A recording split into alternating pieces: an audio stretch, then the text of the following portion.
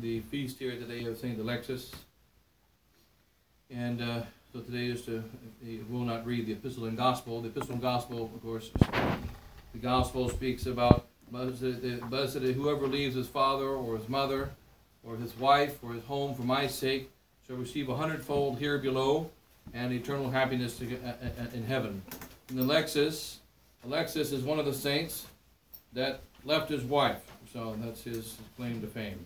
So Saint Alexis, when he was on the day of his marriage, he loved his wife. He loved the woman that he was going to marry. He had no trouble with her. He married her, and on the night of the marriage, he left her inviolate and he ran away. So he left his wife, and he then lived 17 years in complete obscurity. And when he ran away completely. He changed his name, and he went living as a beggar throughout the land. And then he was discovered, found out who he was. So then he ran back to his father's house as a beggar. And his father received him in his house because he was generous to beggars, but did not know that it was his son. And he lived another 17 years with his father not knowing that it was his son, still looking for him. And so he lived in complete obscurity. And then he wrote a little letter before he died, and saying that he was who he was, and his father didn't realize who he was at his death. And so we have here one of the many. Remember, one thing about the lives of the saints is that there is a great variety amongst the saints. And St. Thomas Aquinas says the reason for this is that God has infinite ways of showing his goodness, infinite aspects to his divine love, infinite aspects to his divine truth, infinite aspects to everything about him. And since he can't show one aspect in any saint, or one aspect in any flower, or any lion, or any creature, he made an infinite number of creatures to show forth his goodness. We did the same thing amongst the saints. There's such a great variety amongst the saints, and Alexis is one of them. So he left his wife, and she didn't know where he went on the day of the wedding, and lived in complete obscurity, and was a sign of the great humility of God. Because as Saint Jerome points out, and look at the miracles that happen every day. We see secret miracles happen every single day. Where there is a seed, and God makes it grow into an oak. And he always operates in the background, and the seed grows into a great oak. And a little bitty baby grows into a great lion, or a great bear, or a great man, or whatever it might be. And all done, God operating secretly in the background.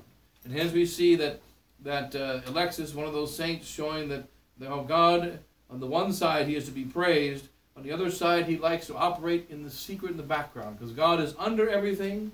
God is above everything. God is in everything and through everything. There's no place where God is not. And so Alexis, one of the saints.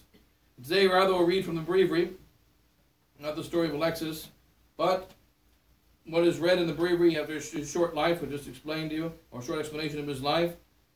What St. Gregory the Great says about them from the book of Morals, on the book of Job. The simplicity of the just man is laughed to scorn, from St. Gregory the Great. This is the wisdom of this world, to hide one's feelings by artifice, to veil one's thoughts in words, to make falsehood appear truth, and the truth falsehood. Certainly this prudence young men learn by experience, and boys pay to learn it. Those who know it take pride in it, looking down on others. Those who know it not humbly and timidly admire the others who know it. This evil of duplicity, veiled under an honorable name, is esteemed by them, and perversity of mind is called good breeding. This wisdom will have its votaries seek after the highest dignities, rejoice in the vanity of earthly glory, and repay with interest any injuries they may have received. It teaches them never to give way to others while they have strength to resist, and to obtain by a feigned goodness what they cannot by open wickedness.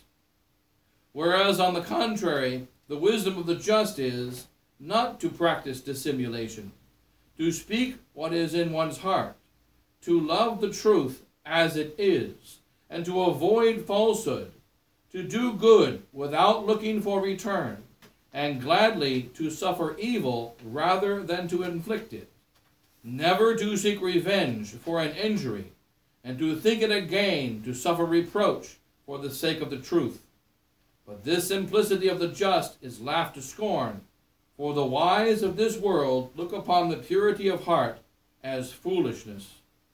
Whatsoever is done by innocence seems to these carnal minds merely stupidity, and whatsoever is approved by truth is to them but folly.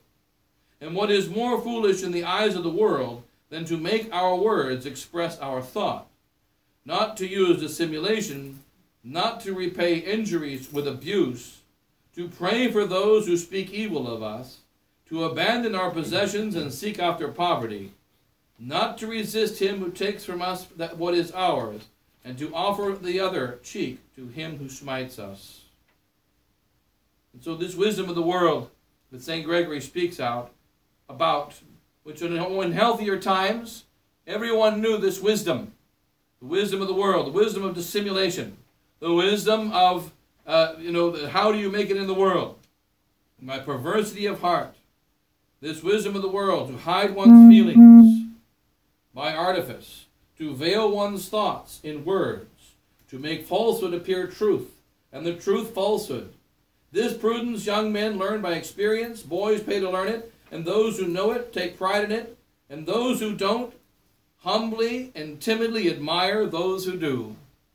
So you have three kinds of people. Those who are knowledgeable in this wicked wisdom, those who try to learn this wicked wisdom, those who pay to learn this wicked wisdom, and those that are not good in it, and they admire and want to imitate those who are. These are the options of modern hearts. But what's happened in our times is that this which is known to be sin by any man of reason is now considered virtue. And it is now considered virtue, and it has found itself in Catholic tradition. It's found itself throughout the entirety of the Catholic Church. It's found itself everywhere in the world. This wicked wisdom. And so that St. Gregory describes it. The wisdom of the just is not to practice dissimulation. Or rather, this wisdom will have its votaries seek after the highest dignities, rejoice in the vanity of earthly glory, and repay with interest any injuries that they may have received. So if someone attacks you, you repay with interest, says St. Gregory. Someone gives you a slap, you shoot them. Somebody says a bad word to you, you destroy their reputation. Someone slights you, you try to kill them. We always repay with interest. This is the wisdom of the world. And this wisdom is now believed to be an obligation.